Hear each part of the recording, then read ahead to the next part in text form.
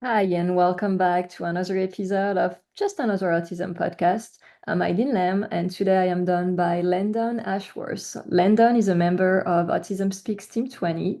He's also a twice exceptional, gifted autistic filmmaker, test pilot, and social media content creator who spent his entire adult life studying to becoming an astronaut and his entire childhood in a theater.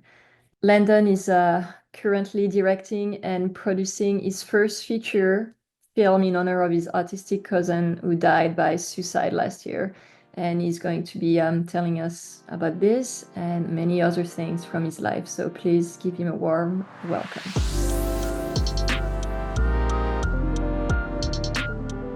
Thank you so much for joining me today, Landon. I was told to say, you're welcome. Thank you for having me. Well, thank you for following the rules. Did I do it? Did I do good? It's pretty decent. I'll give you a B plus. Oh, that's the best grade I've ever gotten in my life. That's surprising for someone who's twice exceptional. It was a vile, odious lie. I was a straight A butthole. Do you want to tell us about that, your autism diagnosis and all of that? Sure. Would you like to ask any specific questions, or do you just want to say, here's a train, go for it? Yep, take the trend. Well, start when were you diagnosed and like what led to it and all of that?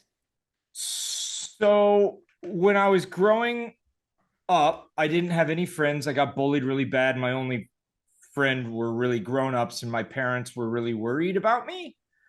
And so I saw a kid psychologist, childhood therapist, whatever they are called, and she said,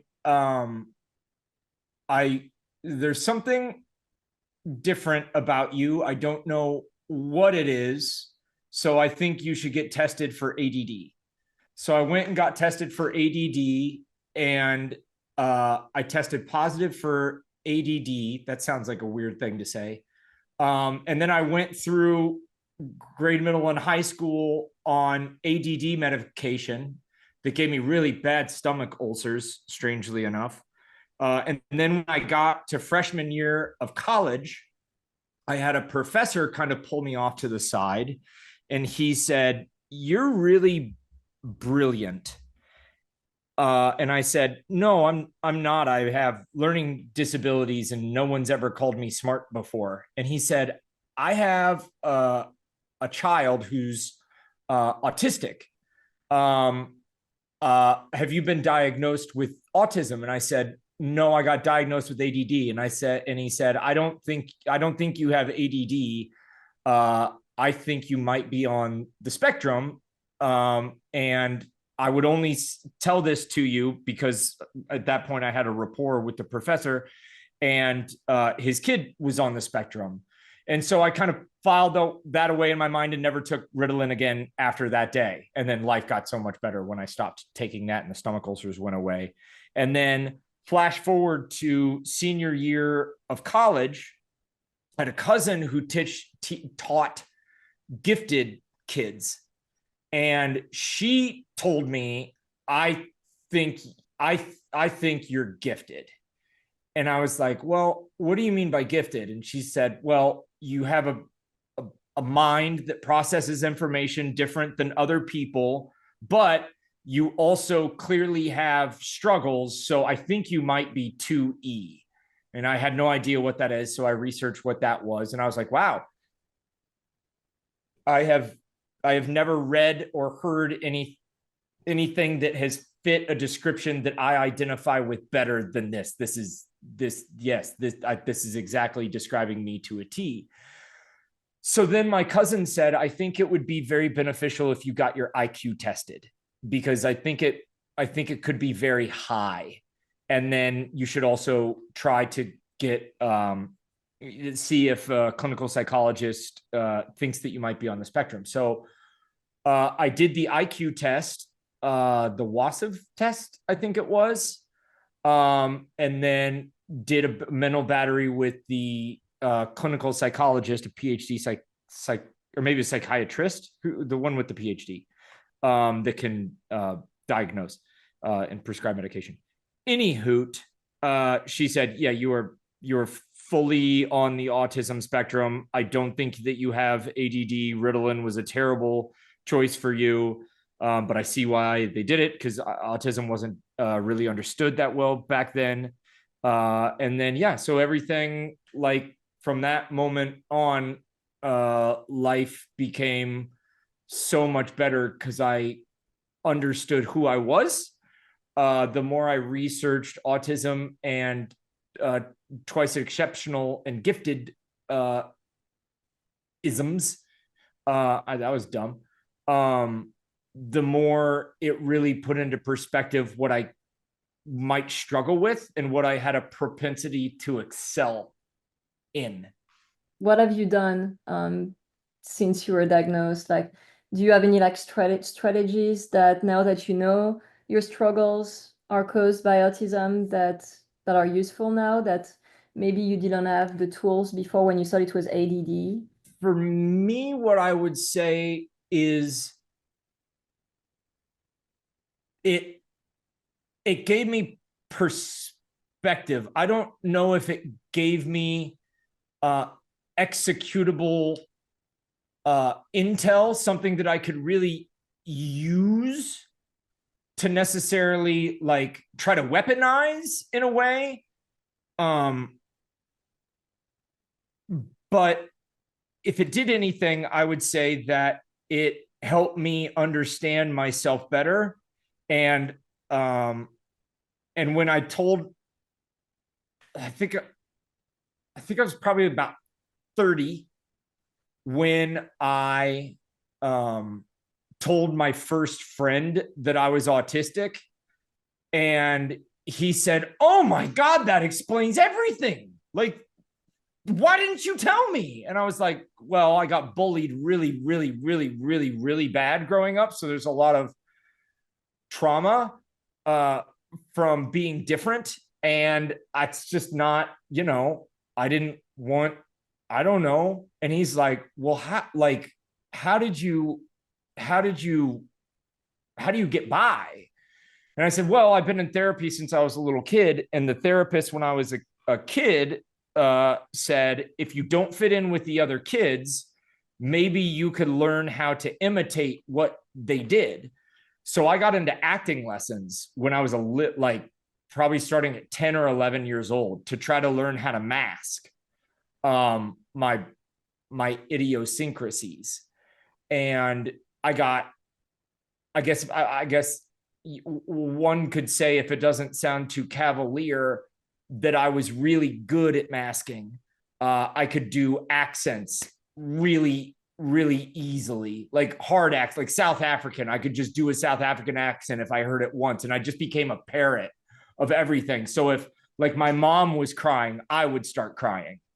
I wasn't sad. I didn't feel the emotion. I just wanted to be anything that other people were.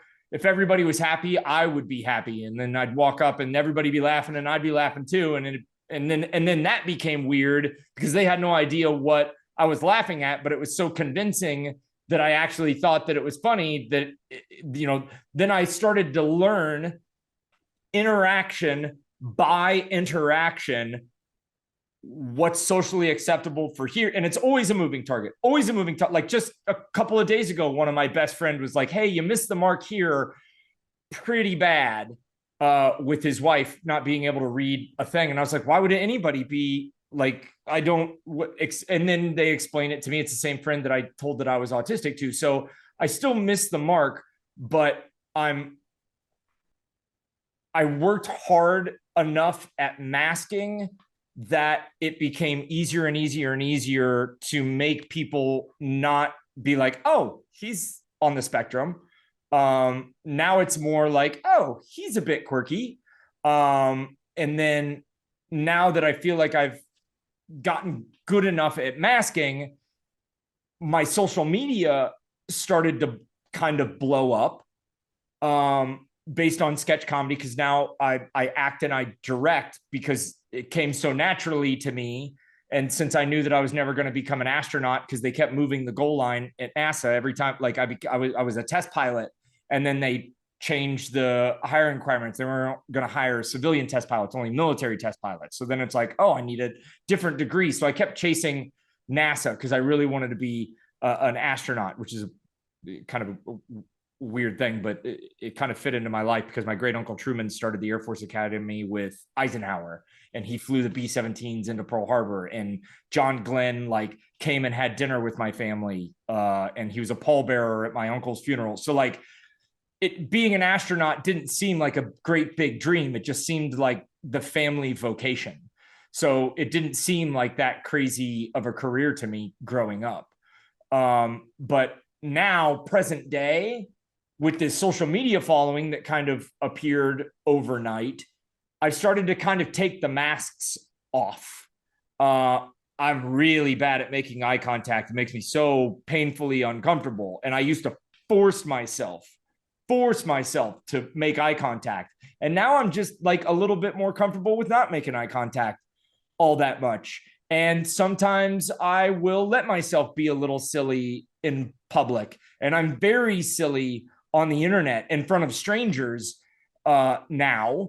And I feel like that's being authentically me. And the more authentic that I feel that I am with strangers, the more they may feel that they can kind of unmask as well. I kind of said in one of my social media posts, the mask's off now. There's no more pretending to be somebody that I'm not, unless like I'm on set and I need to play a character. Obviously, I would probably mask then, because I don't want to play a serial killer and have to kill a bunch of people. That would be ridiculous, but very committed to the role. But as it were, in my mind, I'm trying to be more authentic to who I am and be not a role model. I don't believe in role models because those are kind of idols, and I don't believe you should ever put any human being on a pedestal. I think you should put yourself on a pedestal and then try to earn being on a pedestal, not in a deserving behavior. Like you have to earn every day being there. So you got to work hard. And so that's the whole kit and caboodle. And now that you're into filmmaking, what's this movie you're working on right now? It seems to have a pretty personal connection. Yeah, I have a first cousin that has twin sons. They live in Austin, and I went out to Austin to visit him and his family, and I really bonded with his 16-year-old son. His name was Landon. My name's Landon, but his name was Landon too. We played a basketball game, and whoever won would forever be called Landon 1, and then the loser would be Landon 2, and I lost, so I'll forever be Landon 2. Anywho, he was on the spectrum and undiagnosed, but we found out later through means that he was on the spectrum. Anywho, I invited him to come out and visit my family in Georgia, many, many states away. If you're not familiar with geography. And I knew that he was going to say no. But he's like a week and a half later, his mom called me up and said, he keeps talking about coming out and seeing you. Is that true? And I was like, yes, please send him, please. Cause he's sad and I need to love him. So he came out and he spent an entire week with me. And I told him nothing's off the table. Anything you want to do is, yeah, you want to go rob a bank? We'll rob a bank. You want to go steal an airplane? We'll steal an airplane. You want to cut down a tree? I'll grab my chainsaw. And just for a week, we did anything that he wanted to do. And I explained to him, autism, and I explained to him mental health and all of my struggles. And I asked him a trillion questions. And it seemed like at the end of the week, he was doing great and he was in a better place. And then I took him to the airport, said goodbye, and 3 days later he took his own life. So that was a year and a half ago, and that hit me like 1,000 tons of bricks going the speed of light. It just destroyed my world. And so I sat down after the funeral, maybe a day or two after I got back home, and I just started writing a story of someone stuck in their own mind. Their mind was purgatory in the story, and they can't get out, and they're a prisoner of their own mind. And then someone shows up in purgatory with them and wants all the answers, and they have to figure out the answers of life together because they can't do it separate. So it's a story about autism. It's a story about mental health. It's a story about my cousin. It's a story about me. It's the story about, no one has it all together. Tom Brady doesn't have it all figured out. The president doesn't have it all figured out. Prime ministers don't have it all figured out. Movie stars don't have it figured out. So why the hell should anyone? These people that we put on pedestals struggle hardcore, and it's okay to be going through something hard. It's just not okay to give up.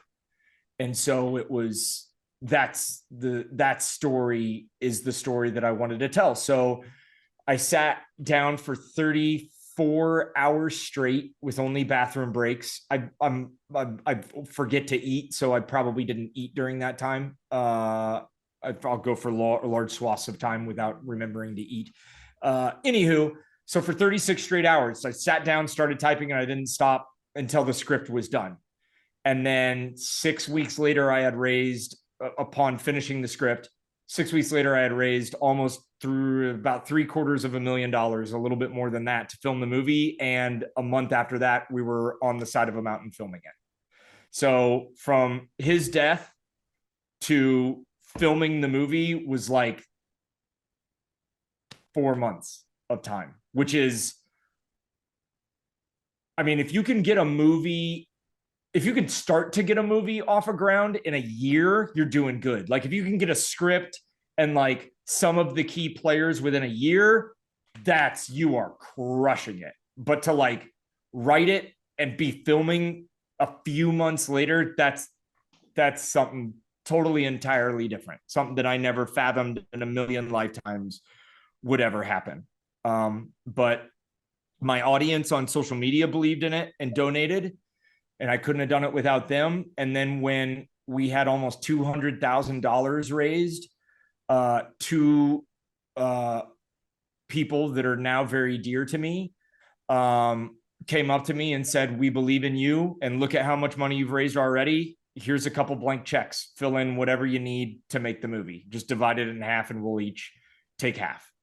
And that happened. So once the script was done, like 5 or 6 days later, I started a public thing, public funding called on Give Butter.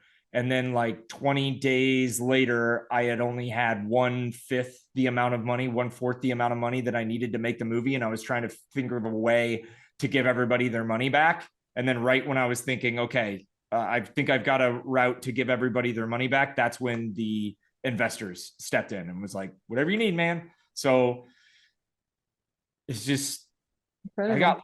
I got lucky and worked really hard. Where are you at in the process now? Like, are you gonna go through the film festival circuit, or what's happening? Yeah, I sure do hope so. The tricky thing with film festivals that people don't understand is like South by Southwest takes like 50, maybe 60 movies a year, and around 3,000 get submitted. So you have like a 1% chance of getting in a big film festival. And if you don't have a big movie star, or it's not what the festival wants that year, you're in big trouble. So, it's a movie that came completely out of the studio system. Outside of the studio system, I had no connections in Hollywood. I have no connections to any of these film festivals. So I'm just hoping the movie will get in to one of these film festivals on merit alone, which is, you're just a little ant screaming into the wind of the Hollywood machine. But yeah, that's the hope, to get into a film festival like, what would be like Telluride or Toronto International Film Festival are the two that I really hope that we get into. And then if you get into those, then all of the major film buyers like the Netflix, the Amazons, they're all there buying movies. So the hope is that we can get into one of those big film festivals where the movie buyers are, and then hopefully be able to get a deal with one of those so it gets distributed to the world. Well, I hope you succeed. I have a little experience with film festivals, not as a filmmaker, but a filmmaker made a documentary about my life, about my son, Charlie. It's called Who Speaks for Charlie, and we didn't get into South by Southwest or the big one, but we got a few awards at the World Fest, Houston International Festival, South Texas International, Waco Independent Film Festival, and we won the best documentary short at the Utah one and in Atlanta too. So, pretty good. Amazing. Yeah. It's That's a huge account. People don't, outside of the industry, people don't realize how big of an accomplishment that is. That is gargantuanly huge. Congratulations. Yeah, thank you.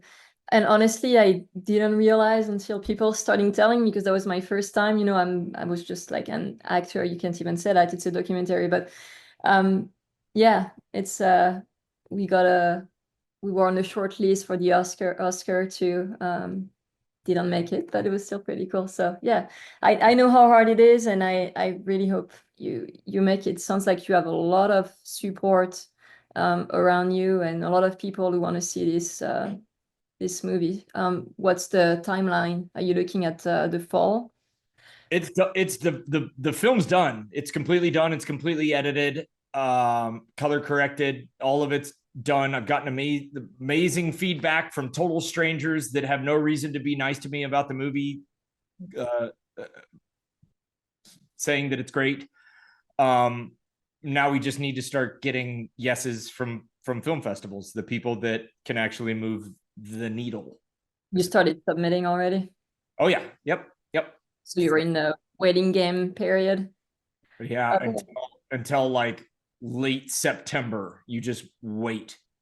And 98% of them are going to be no's. No matter who you are, even if you're Brad Pitt, like you can get no's from film festivals, Yeah. Well, keep us posted. I mean, Autism Speaks is cheering for you. You are part of Team 20 now. Why is it important for you, by the way, to do like autism advocacy and to get involved? I think the biggest reason is because when I was a little kid getting bullied beyond belief, I didn't have anybody that was in my life or anyone to look up to, I guess it were. And so I always said that if I was ever in a position to help, I wanted to help. And my social media, as hard as it is to be authentic, when for your entire childhood, being authentic meant being bullied. It's hard to be authentic, especially putting yourself out there as someone on the spectrum. But the very first time that I said that I was on the spectrum on social media, I think at that time I had like 300,000 or 400,000 followers or something like that. And I got a message from a parent of an autistic that had a child on the spectrum, and they said, "Thank you for being honest about this. Seeing you and what you have accomplished makes me feel like there's hope for my son." And so from that moment on, I said, I don't give a damn about being cool. I don't care about losing social media followers. How do you top helping someone? How do you top the kid that I was if my parents were back then, seeing somebody like me growing up and being like, maybe my kid's not going to be so bad after all. That's worth more than brand sponsorships. So from that moment on, I basically said, I'm not going to do any brand sponsorships on social media. I'm not going to be an influencer. I'm not going to be a person who tries to capitalize on this. I'm just going to be me and let people know that people on the spectrum can do anything, and that it's okay to be yourself. Because I wasn't the cool kid growing up. I didn't have any friends, no friends, none, not one. Maybe one. I had one friend, Ryan Sprague. But that was it. I had one, and it was he and I. I don't think he had any other friends. So, and the rest, both of us got bullied really, really bad. So we had that to bond over. That's fun. But, if you're on the spectrum and you feel like there's nobody like you out there, there's probably an army of people like you out there. And if people watch my comedy sketches or they watch my film and they think I can't do that, yeah, you can. If I can do it, anybody can. Anybody. You just got to work hard and care. And that's it. Work hard and care. And you can do anything. You still get some, you said you were bullied as a kid in real life, but social media can be so brutal. Yeah. Yeah. That? Yeah. The really strange thing about my social media is people don't bully me on there. And I've gotten a couple of like mean messages. Like someone wrote me several months ago and they're like, I know you're not actually autistic and it's all fake and you're making it up for attention or something like that. And I went out of my way to write them a very long DM about masking and how yada, yada, yada. And they're like, oh, well, I have a cousin who's on the spectrum and they're nothing like you. And I'm like, yeah, that's what a spectrum is. Different people, are they type 1? Are they type 2? They type, not every person on the spectrum is the same. You and I are very different. And other people from Team 20 are different. No two people on the spectrum are probably alike. We have similar characteristics, but I got an apology from that person, which was kind of cool. But mostly people are really nice on there. Now, that being said, it has now gotten to a point that I can no longer read comments on my videos just because there's hundreds and hundreds and hundreds of them. And I try to post once or twice a week. So that's 300 or 400 comments per video. It just gets bigger and bigger and bigger and bigger and bigger. And it just becomes, you got to worry about your mental health, because if I read a negative comment, I'll just spiral. There could be 900, you are the greatest person I've ever seen in my entire life. You deserve the greatest things that any human has ever given. And then one person could be like, you have stupid eyes. And then it just all the way back down to the very, very bottom. Nothing I do is good enough. I'm a loser. I'm pathetic. I don't deserve love. It just takes one comment. So I just don't read comments at all anymore. But back when I was reading comments and my follower count was growing, like 99.8% of them were positive, which is good. And I know other people don't really have that problem, but I also don't post videos of like me yelling at people in grocery stores, or doing stupid stuff that people would find offensive and rub people the wrong way. My sketch comedy is just very middle of the road. I don't talk about politics. I don't talk about religion. I don't talk about any of the things that anybody might construe as risque. It's not worth it to me to stir the pot. So I have my own social media platform. I don't have as many as you, but I have almost 500,000 combined followers. It's amazing. And I cannot do the opposite. I get the opposite feedback as you do, because so I'm on the spectrum and I have two sons. One who's like you and I, 2E, twice exceptional. But my other son has level 3 autism, like severe as can be, nonverbal, self-injurious behaviors, like intellectual disability, all of that. And so I've kind of focused my advocacy on that profound autism, severe autism. And there are a lot of people out there who have level 1 autism who don't like that and tell me that severe autism is not real and what I'm doing is damaging to autistic people and all of that. And it, it's difficult because, as you said so perfectly, it's a spectrum. And I think there should be room for all sides, your side, my side, and the profound autism side too, because it's the autism spectrum. So is there a perspective that people who are profoundly autistic, there should be a new diagnosis for that is not autism? Not even. I mean, they say that everyone is equally autistic and that those who have level 3 autism are just not as good as at masking. And it's just not true at all. I mean, my son, like, he doesn't even know he has autism, like.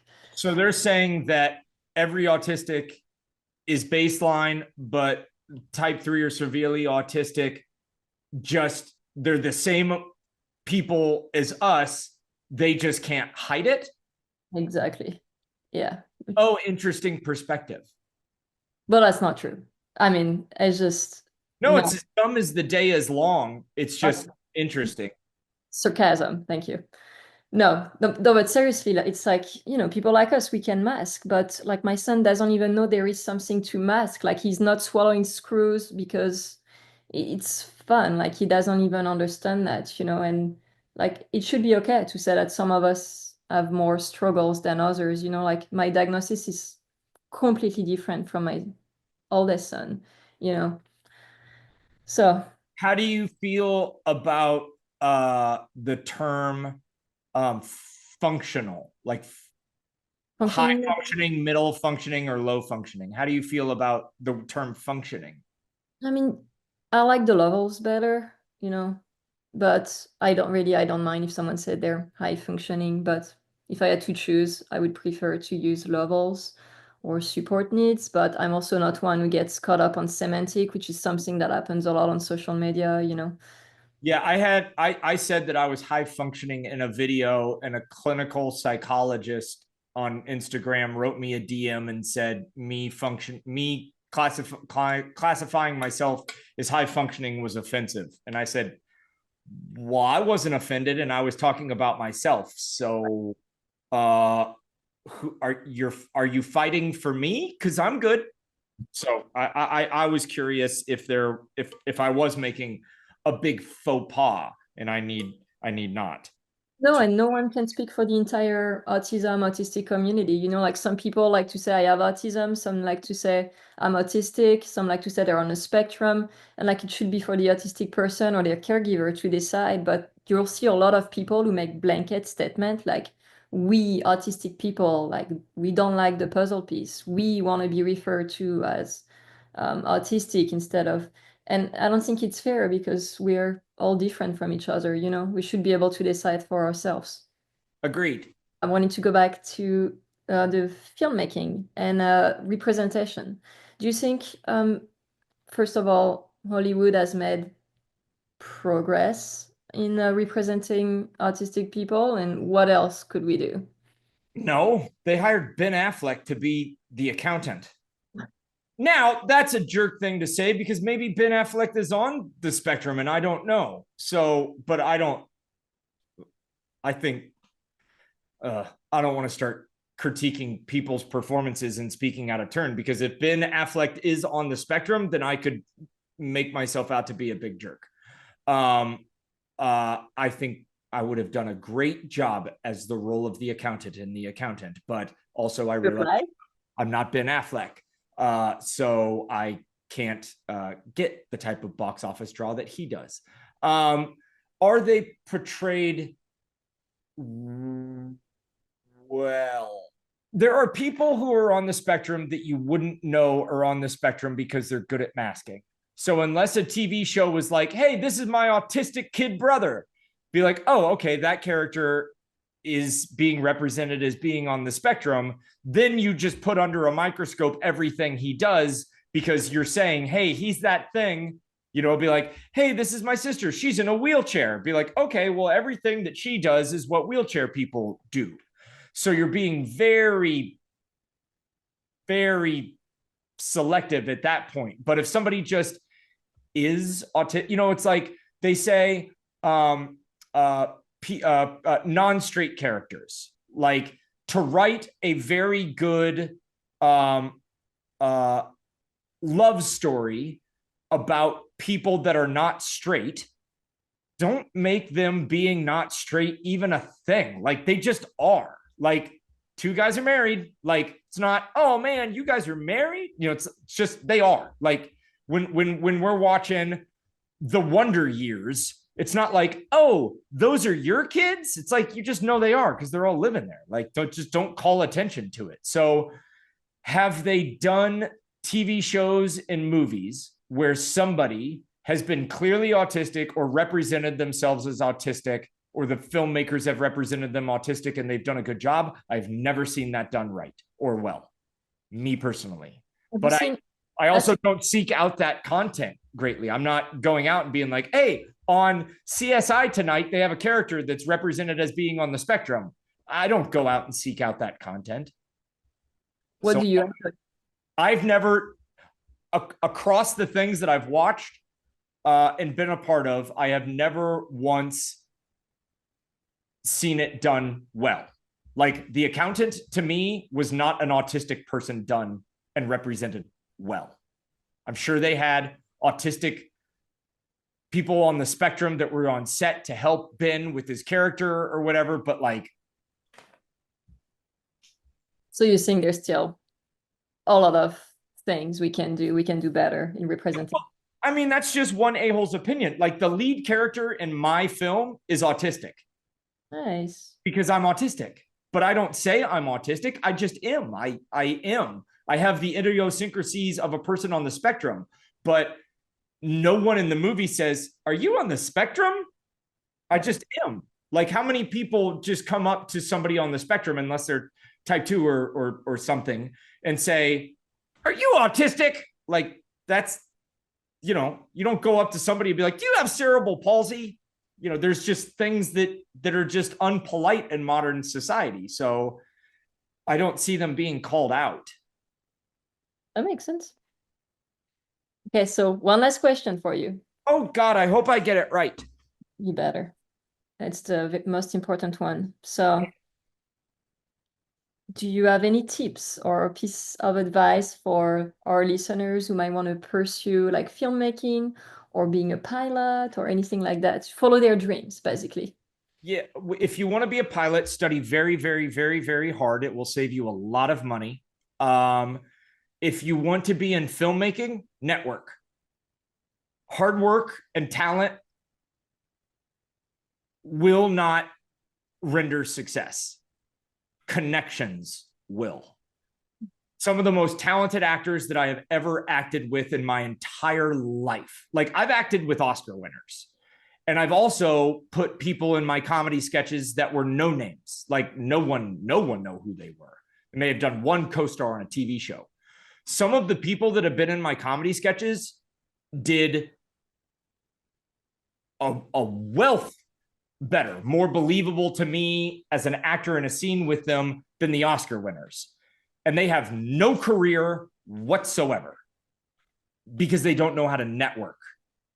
You have to network in film and television. There is no way around it. Build your connections. How do you do that, especially if you have autism and socializing is hard? I'm screwed. I'm the worst networker in the history of networking. But what advice do you give somebody? Do something better than I did it. I can't tell them to do it my way because my way has rendered, like, I've been in the industry for 15 years and I've never had a series regular audition, let alone been a series regular. So the reason that I haven't is because I have absolutely no connections. I have an agent that's submitting me for a role that 3,000 other people are being submitted for. The chances that I rise out of that are next to none. But I also auditioned for a TV show, and the person who ran post-production, I was in one of the really small really small indie features that they did like 3 years before that. And I picked up the phone and I was like, hey, I think now is when I tell you that I got an audition to be on your TV show. And can you help me? And he's like, yeah, I'll get your tape to producers. And I ended up booking it. Would I have booked it had I not made that phone call? Most likely not. Probably not. And that one little thing booked me the biggest role that I've ever gotten to this date on TV, other than the Netflix show that I was on that's about to come out. So, how does one network? I don't know. When you figure it out, please teach me. But if you know how to network and you're not doing it, do it, because it will get you so far ahead. Like, you can almost have no talent and no work ethic and still have success in the entertainment industry if you know the right people. Now, if you combine all three, then you're going to be Tom Cruise. Hard work, talent, and connections gets you Tom Cruise, Matthew McConaughey. That's how you become a superstar. But it will be very, very hard to succeed if you don't know how to network. Yeah, that's really good advice. I think you nailed that one. The other ones too, but it's what I found to be true for me. I don't know if it'll be true for other people. I mean, heck, maybe your uncle is Tom Hanks, and you call him up and say, hey, hook me up. And he's like, no, you got to work for it. Be like, well, Tom Hanks and it's not helping you out. But then it's like, well, network with your aunt, Rita Wilson, or one of the other friends. It's like, you just have better opportunities if you're connected. So get as connected as you can. And the tricky thing is, you never know who anybody is unless you research them and what they got going on. God, we could talk about that forever, but we won't, because it's not interesting. It actually is pretty interesting. Yeah. Only to you. Everybody else has already clicked out. They're probably playing Pokemon Go or some various game as such. Red Dead Redemption 2 or something. Network, Team 20. Team 20! Yeah. Good stuff. Thank you so much for coming on the podcast. It's been my absolute pleasure. Did I say that right? I think so. Good enough. That will do. Oui, mon chéri.